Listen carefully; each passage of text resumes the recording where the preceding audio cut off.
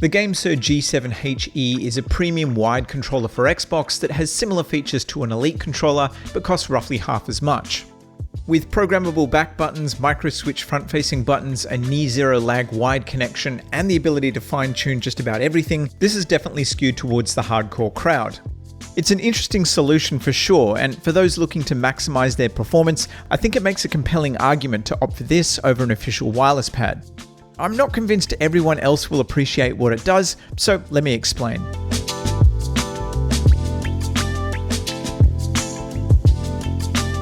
Yeah, this isn't a controller for the average gamer looking to replace a regular pad or for someone simply needing a second controller.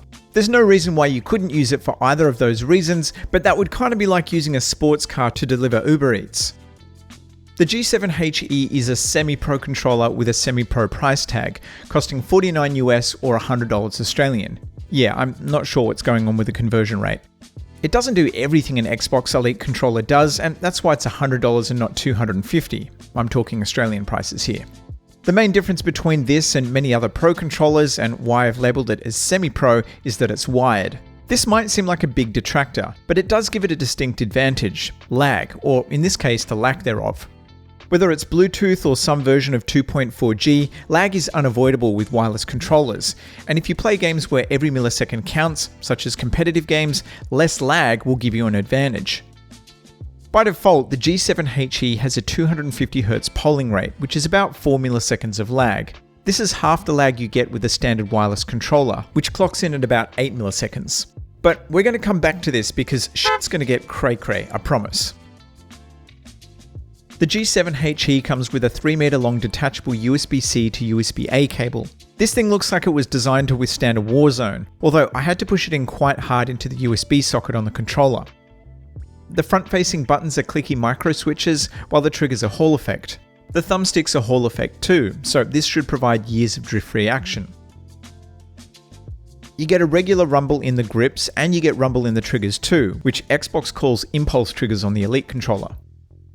Although it is plug and play, you can customize this controller quite a bit. Obviously there's the back buttons, which can be mapped to any of the front-facing buttons, the shoulder buttons, the D-pad, and the thumbstick clicks. Plug it into a PC and you can also adjust loads of other settings like the rumble strength, stick dead zones, and trigger sensitivity.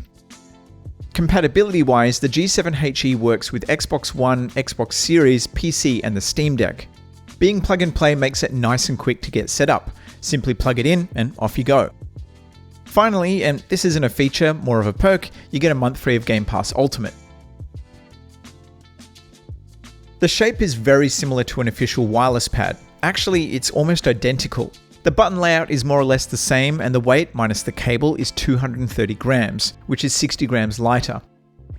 I think keeping the design basically the same as an official pad was a smart choice, because it lets longtime Xbox users get up and running quickly. Holding it, it feels really close to an official pad, right down to the grippy backside. You get a 3.5mm analog input for headsets or headphones, and a mic mute button too. Using it though, there are some clear differences. Flip it over and the two most obvious are the back buttons. There's also an extra front-facing button for configuring the back buttons and a few other settings. Additionally, the faceplate comes off, letting you customize the appearance.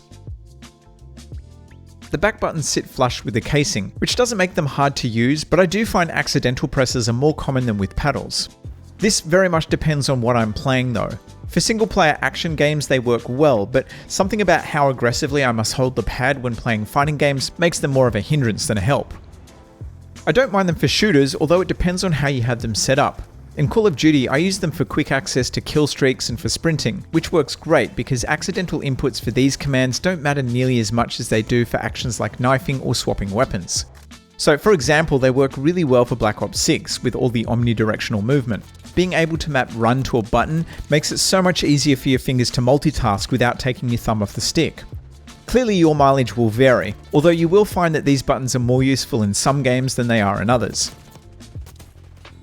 The controller has 4 profiles that allow you to fully customize its behavior. Via the software, you can configure various settings in these profiles. It's pretty granular, giving you control over the behavior of just about everything. You get a few options for how the sticks behave, decent control over the triggers, and of course you can do your button mapping here as well. On the controller, you can easily swap between these profiles by holding the M button and pressing the corresponding face button, so A, B, X or Y. Now, you don't need the software to configure everything. You can configure a number of things directly on the controller. You can map buttons, you can set the triggers to be hair triggers or analog, and they can be set independently too.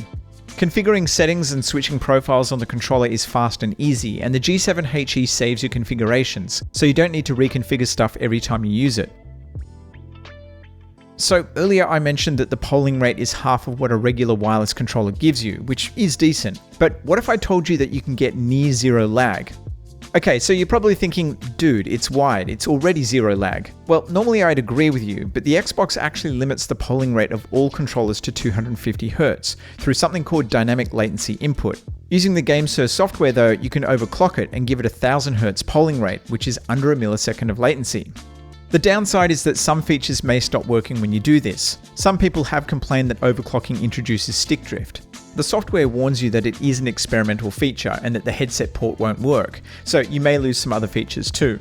It does give you the option to configure it at 250 or 500 Hz as well, which might be more stable.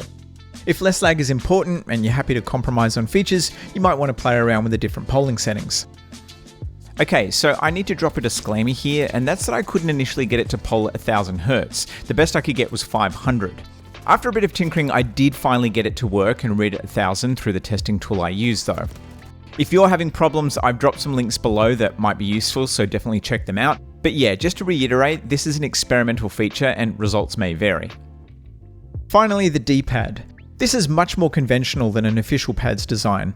It uses tactile switches rather than a membrane. This gives you more precision and a nice clicky sound, but it might not give you the feeling you want.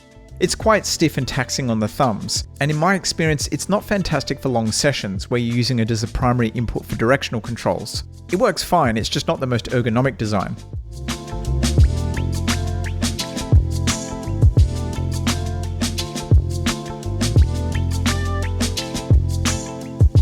The bottom line is that the GameSir G7 HE provides a more feature-rich experience than a regular wireless Xbox controller, so long as you don't mind a wire.